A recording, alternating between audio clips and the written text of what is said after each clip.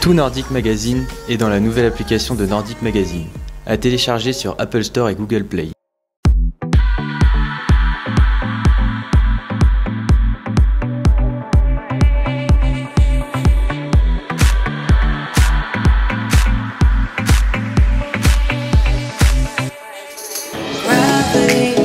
Les courses d'été de biathlon n'ont jamais aussi bien porté leur nom. Il a fait très chaud au stade d'Étuves de Prémanon lors de la première partie des championnats de France et Samsé National Tour. Et la ferveur du public, amassée le long de la piste, n'a aucunement rafraîchi l'atmosphère. Bien au contraire.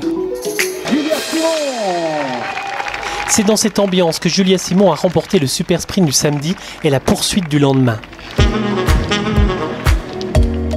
Dimanche, la biathlète a commencé la course avec un bonus de presque 5 secondes sur sa coéquipière du club des saisies, Justine Breza. De quoi jouer des coudes. C'est d'ailleurs ensemble qu'elles se sont présentées sur le pas de tir pour le premier coucher. Efficace face aux cibles, contrairement à la médaillée de bronze des mondiaux d'Östersund, elle prenait l'avantage. Une avance qui n'allait d'ailleurs pas être remise en cause par la suite.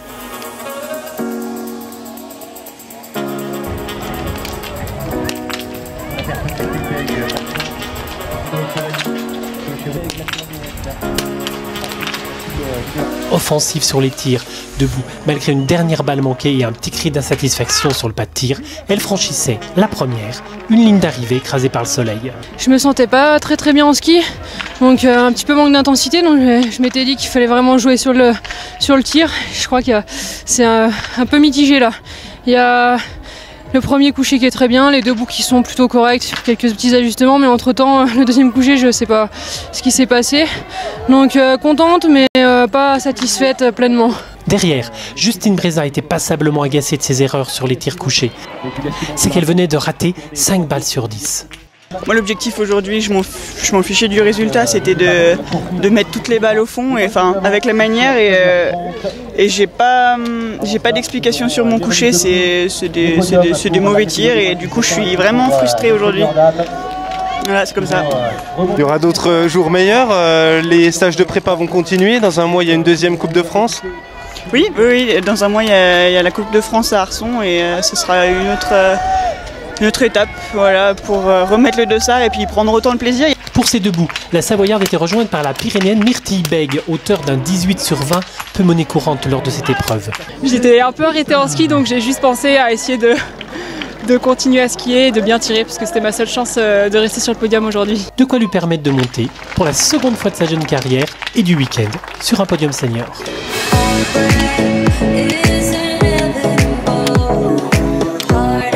En U19, mais chez les garçons, les rebondissements n'ont pas manqué. Si Aubin Gauthier-Pellissier se présentait le premier devant les cibles, fort de sa victoire sur le super sprint, ce n'est pas un homme solitaire. Il était en effet très vite rejoint par un groupe de 4 poursuivants qui allait lui faire payer cher ses erreurs au tir, quand la veille, il avait réussi un carton plat. Timothée Grunewald tirait sur le moment les marrons du feu, mais un autre biathlète allait lui faire la cour. Damien Levet, après un coucher hésitant, allait se reprendre debout. Tutoyant son adversaire du Vercors de longues minutes, la partie ne se joua pas au premier tir, mais au second. Là, ils étaient encore tous les deux à se présenter devant le juge de paix qui allait décider de leur avenir. Avec 3 erreurs pour Grunewald, contre une seule pour Levet, la messe était dite, Levet serait vainqueur, Grunewald son dauphin. Ça fait plaisir de gagner ici après Manon. J'étais un peu dégoûté hier de mon sprint. J'avais vraiment l'envie de bien faire sur cette poursuite, donc je suis vraiment content d'avoir réussi et d'avoir bien tiré, bien skié. Puis avec le soleil et le public, ouais, c'est génial, c'est du bien de changer et puis qu'il y ait du monde pour nous encourager.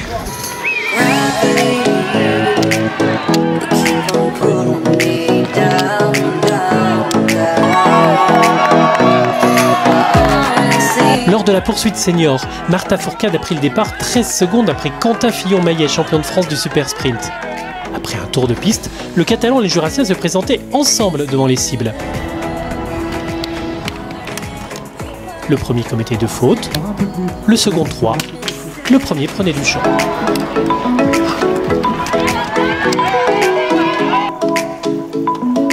Derrière eux, le biathlète de l'Ain Simon Détieux jouait sa partition en solo, quand Antonin Guigonat, Fabien-Émilien Claude ou encore Émilien Jacquelin formaient un quatuor de poursuivants. Bref, les hommes dangereux ne manquaient pas.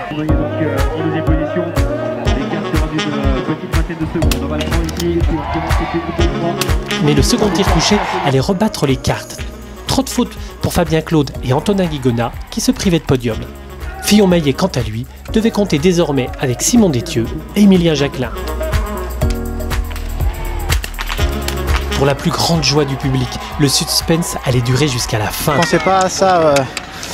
En début de course, il y avait un petit peu des écarts. J'espérais pouvoir revenir, mais voilà, pour moi, là, je me doutais qu'avec les deux devant, avec Quentin et Martin, ce serait difficile d'aller les chercher, mais ils ont fait...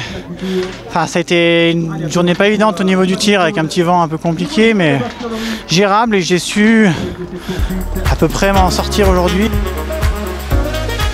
Dernier debout, Martin Fourcade commettait 2 fautes, quand Simon Détieux jouait les tireurs d'élite.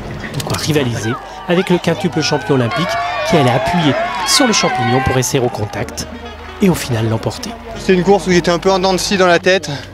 J'ai eu du mal à me faire violence. Voilà, ensuite, pour se reposer un peu, j'ai eu un mois d'août assez chargé entre l'entraînement et l'organisation du Nordic Festival. Et je sens que sur ce mois de septembre, j'ai besoin de fraîcheur mentale. C'est avant tout ça que je vais rechercher d'ici l'approche de la saison. 1. Fourcade, 2. Détieux, 3. Fillon-Maillet. La 3e place revenait en effet au Grand Vallier qui jouait à domicile. Je reste content quand même.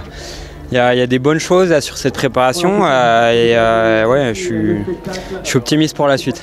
Mais c'était avant que le vainqueur ne soit disqualifié à cause de son casque. Je me mets en difficulté dans les descentes avec la cara qui touche le casque et j'ai failli tomber dans la seconde descente et donc plus au calme je l'ai remis, mais c'est vrai qu'on a du matériel qui n'est pas adapté pour skier avec une carabine dans le dos, c'est des casques de vélo.